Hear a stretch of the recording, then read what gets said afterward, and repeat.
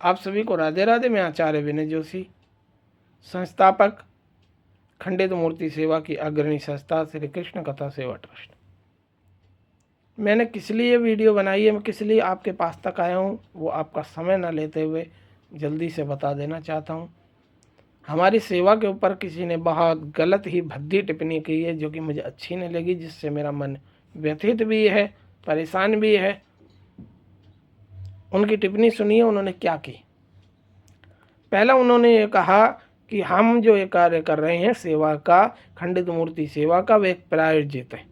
अर्थात हम पहले मूर्तियां इधर उधर फेंक देते हैं, फिर जनता को दिखाने के लिए, समाज को दिखाने के लिए उन मूर्तियों को उठाने जाते हैं, फोटो खिंचाते हैं, दुनिया की वाहवाही बटोरते हैं, सिंपैथी बटोरते हैं।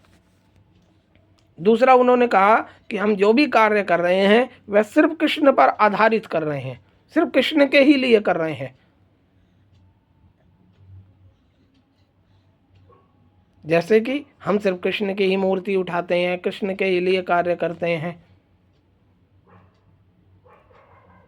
जबकि आपने अभी देखा होगा, और आगे पहले भी 5 साल पहले की हमारे कोई भी वीडियो देख लो, उसमें हमें शंकर जी भी मिले, गणेश जी भी मिले, राधा कृष्ण भी मिले, ठाकुर जी भी मिले, गणेश लक्ष्मी मिले, शंकर भगवान, देवी जी, हनुमान जी महाराज, सभी मिलते हैं और सभी को हम लाते हैं।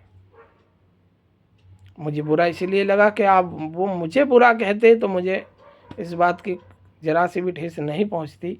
उन्होंने मेरे सभी सेवादारों को बोला, हमारे पास ऐसे ऐसे सेवादार हैं, आदरणीय विनोद गुप्ता जी जैसे, जो अस्वस्थ रहते हुए भी उनके श्वास की नली लगी है ऑक्सीजन की, उसके बाद भी वो नित्य प्रतिदिन सेवा कर रहे हैं। आप जानते हैं इस सेवा का महीने में 15 से 18 हज़ार रुपये खर्च आता है। हम किसी से नहीं मांगते, किसी से नहीं मांगते, सिर्फ इतना ही हम हाथ जोड़कर निवेदन करते हैं, हमें आपके धन की आवश्यकता नहीं, आप दो या ना दो। वो बंसी वाला, वो ठाकुर जी, वो बिहारी जी, वो हनुमान जी महाराज, सभी अपने आप कार्य करा लेते हैं सेवा का। तो हम तो सिर्फ आपसे कहते हैं, आप अपनी मूर्तियों को कूड़े में ना फेंकें, अपने धर्म का अपमान ना करें, अपनी मूर्ति हमें दें। मैं आह्वान करता हूँ उन महान भावों से, आप आइए, सादर आमंत्रित करता हूँ, एक बार हमारी सेवा में आकर देख लीजिए। और आपको लगता हो ये प्रायोजित कार्य है, तो एक बार हमारे अपने इलाके में, क्षेत्र में कहीं भी बुला लीजिए। वहाँ तो हमने मूर्तियाँ नहीं फेंकी होंगी, एक बार हमें बुलाइए, हम वहाँ से भी आपको दिखा देंगे मूर्ति उठाकर। सभी सनातनियों से हाथ जोड़कर निवेदन, अब भी समय है, अपने देवी देवताओं का सम्मान करना सीख लो,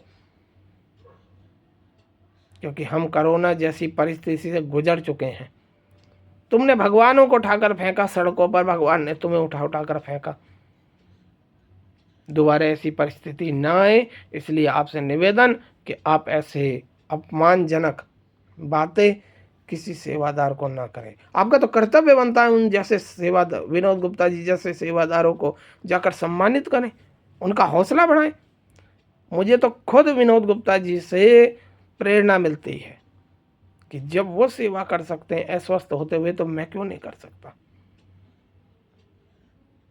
और आप उनका हौसला नहीं बढ़ा सकते तो हमारे हौसले को गिराने की कोशिश ना करें। याद रखना, लगा के आग हमने दौलत में, लगा के आग हमने दौलत में ये शौक पाले हैं। कोई पूछे तो बता देना, हम खंडित मूर्ति सेवा वाले हैं, और मेरा जीवन खंडित मूर्ति सेवा के नाम रहेगा।